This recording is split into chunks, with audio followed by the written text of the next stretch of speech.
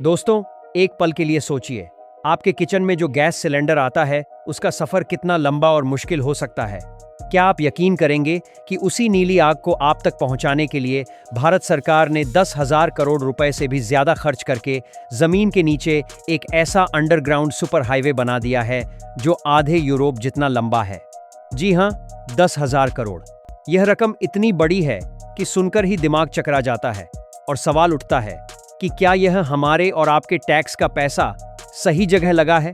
क्या यह विशालकाय लोहे का अजगर जो गुजरात से लेकर गोरखपुर तक फैला है, वाकई में आपका पैसा बचाएगा, या यह सिर्फ एक और सरकारी प्रोजेक्ट है जो देश का पैसा बर्बाद कर रहा है? आज के इस वीडियो में हम इसी पहेली को सुलझाएंगे। हम जानेंगे इस महा प्रोजेक्ट की सच्चाई, इसके पीछे की इंजीनियरिंग और सबसे जरूरी सवाल का जवाब। इसके बाद कि कांडला गोरखपुर पाइपलाइन आपके और मेरे लिए एक वरदान है या एक बोझ। दोस्तों, सबसे पहले ये समझते हैं कि हम किस अजूबे की बात कर रहे हैं। इसका आधिकारिक नाम है कांडला गोरखपुर एलपीजी पाइपलाइन, और यह कोई मामूली प्रोजेक्ट नहीं है। यह इंजीनियरिंग की दुनिया में भारत का एक शक्ति प्रदर्शन है।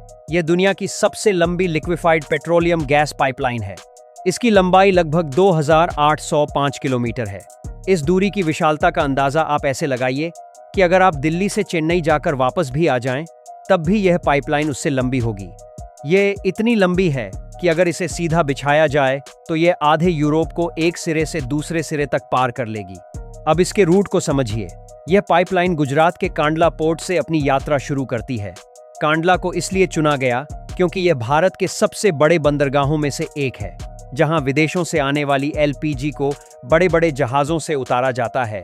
वहां से यह लोहे का महा अजगर जमीन के नीचे से राजस्थान के तपते रेगिस्तान, मध्य प्रदेश के पथरीले इलाकों और घने जंगलों को चीरता हुआ भारत के सबसे घनी आबादी वाले राज्य उत्तर प्रदेश के पूर्वी छोर यानी गोरखपुर में अपनी यात्रा पूरी करता है। इसका सीधा सा मकसद है एलपीजी को जहाजों से उतारकर सीधे देश के दिल यानी अंदरूनी हिस्सों में बने 22 बोटलिंग प्लांट्स तक पहुंचाना। ये वही बोटलिंग प्लांट्स हैं जहां आपके घर आने वाले लाल सिलेंडरों में गैस भरी जाती है। यह पाइपलाइन हर साल लगभग 8.25 मिलियन मीट्रिक टन एलपीजी ले जाने की क्षमता रखती है, जो लाखों ट्रकों के काम के बराबर है। और अब बात करते हैं इसकी सबसे ताज़ा जानकारी यानी करंट स्टेटस की। यह प्रोजेक्ट इतना विशाल है कि इसे एक साथ नहीं बल्कि कई फेजेस में पूरा किया जा रहा है।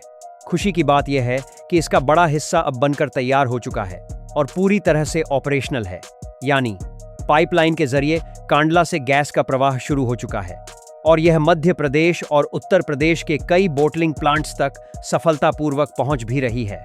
इसका मतलब है कि यह प्रोजेक्ट अब सिर्फ कागजों पर या निर्माणाधीन नहीं है, बल्कि यह जमीन पर हकीकत बन चुका है और लाखों लोगों की जिंदगी में बदलाव लाना शुरू कर चुका है। यह भारत की नई एनर्जी आर्टरी है जो देश के विकास को एक नई रफ्तार दे रही है। अब सवाल आता है कि जब ट्रकों से गैस पहुंच ही रही थी तो इतने बड़े और महंगे प्रोजेक्ट की जरूरत क्या थी? इसे समझने के लिए हमें पुरानी व्यवस्था की कमियों को देखना होगा।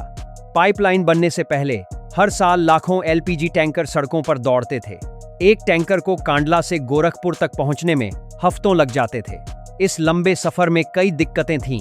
एलपीजी ले जाने वाले टैंकर किसी चलते फिरते बम से कम नहीं होते। एक छोटा सा एक्सीडेंट भी एक बड़ी तबाही मचा सकता था। खराब मौसम, ट्रैफिक जाम या सड़कों की खस्ता हालत की वजह से सप्लाई अक्सर लेट हो जाती थी। नतीजा होता था आपके शहर में गैस की किल्लत। लाखों ट्रकों को चलाने में करोड़ों लीटर डीजल जलता था, जिससे ट्रांसपोर्ट का खर्चा भी बढ़ता था और पर्यावरण को भारी नुकसान भी होता था।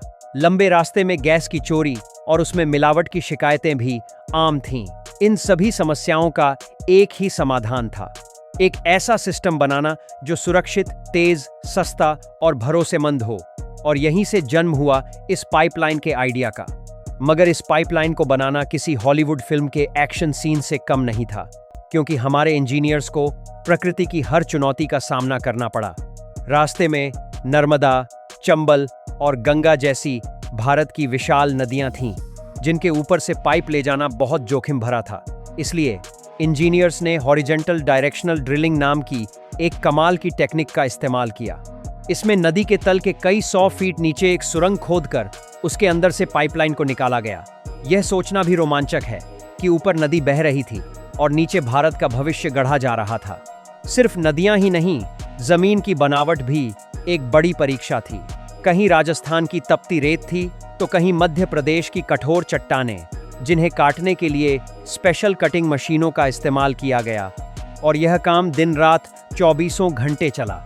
इतने विशाल और मुश्किल प्रोजेक्ट को भारत की 3 सबसे बड़ी तेल कंपनियों IOCL, BPCL और HPCL ने मिलकर अंजाम दिया, जो यह दिखाता है कि जब भारत की ताकतें एक साथ मिलती हैं तो कुछ भी नामुमकिन नहीं रहता। यह प्रोजेक्ट आत्मनिर्भर भारत का सबसे बड़ा उदाहरण है। हमने दुनिया को दिखा दिया कि भारत अब बड़े और जटिल इंफ्रास्ट्रक्चर प्रोजेक्ट्स को खुद डिजाइन करने, बनाने और चलाने की क्षमता रखता है।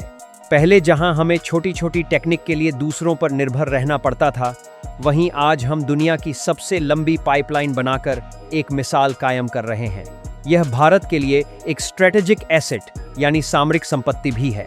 किसी भी आपातकालीन स्थिति में, जैसे युद्ध या सीमा पर तनाव, जब सड़कें बंद हो सकती हैं, तब भी यह अंडरग्राउंड पाइपलाइन देश के करोड़ों घरों तक बिना रुके ऊर्जा पहुंचाती रहेगी। यह हमारी एनर्जी सिक्योरिटी यानी ऊर्जा सुरक्षा की गारंटी है।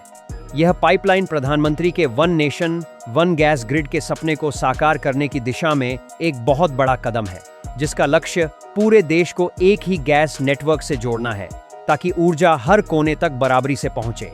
चलिए अब आते हैं सबसे बड़े सवाल पर।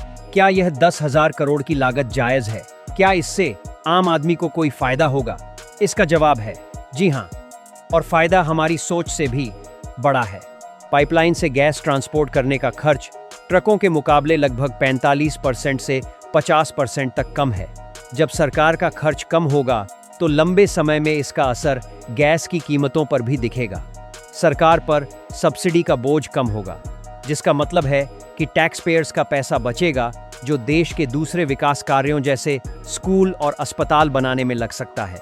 हर साल सड़कों से लाखों ट्रकों के हटने से कार्बन उत्सर्जन में भारी कमी आई है। साफ हवा का मतलब है बीमारियों पर कम खर्च और एक बेहतर भविष्य।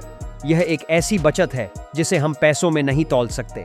सड़क हादसों में कमी आने से अनगिनत जानें बच रही हैं, जो किसी भी आर्थिक फायदे से कहीं ज्यादा कीमती है। अब गैस बोटलिंग प्लांट तक बिजली की रफ्तार से पहुंच रही है। इसका मतलब है कि गैस सिलेंडर के लिए लंबा इंतजार अब बीते दिनों की बात हो जाएगी। तो जब हम 10,000 करोड़ की लागत देखते हैं, तो हमें उसके सामने होने वाली अरबों रुपए की सीधी और अप्रत्यक्ष बचत को भी देखना होगा। तो इस वीडियो को लाइक करें और हमारे इस सफर का हिस्सा बनने के लिए डीप टेक इनसाइट्स को अभी सब्सक्राइब करें।